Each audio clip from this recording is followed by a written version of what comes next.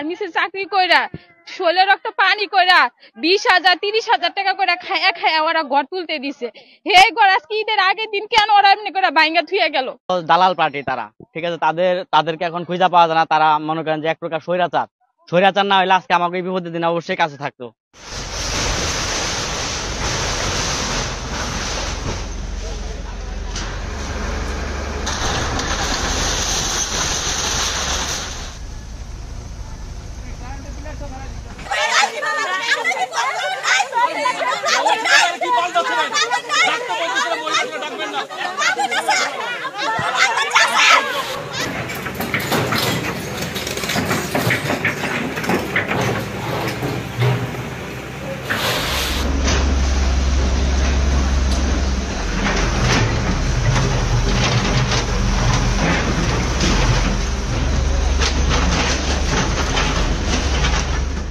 গতকালকে ধরেন দুপুরে পরে আইসা, তা একদিনের মধ্যে কি জিনিসপত্র সরানো যায়? তাও তো যায় না।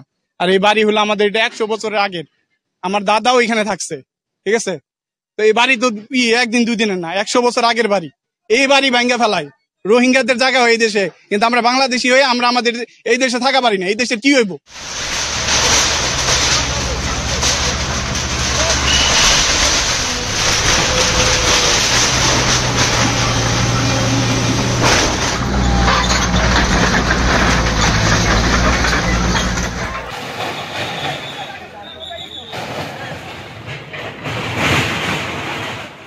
দুইটা রেকর্ড আছে এবং এই দুইটা রেকর্ড থাকার পরে বুঝছেন এই জায়গাটা আপনার একটা মামলাও চলতেছে।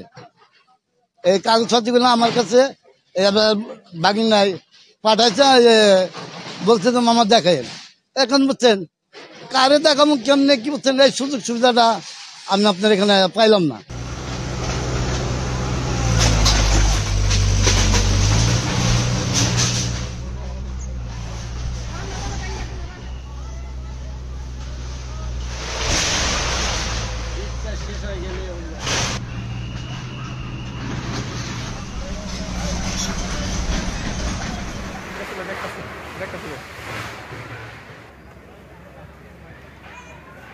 পুলিশ আসেন, সামনে আসেন।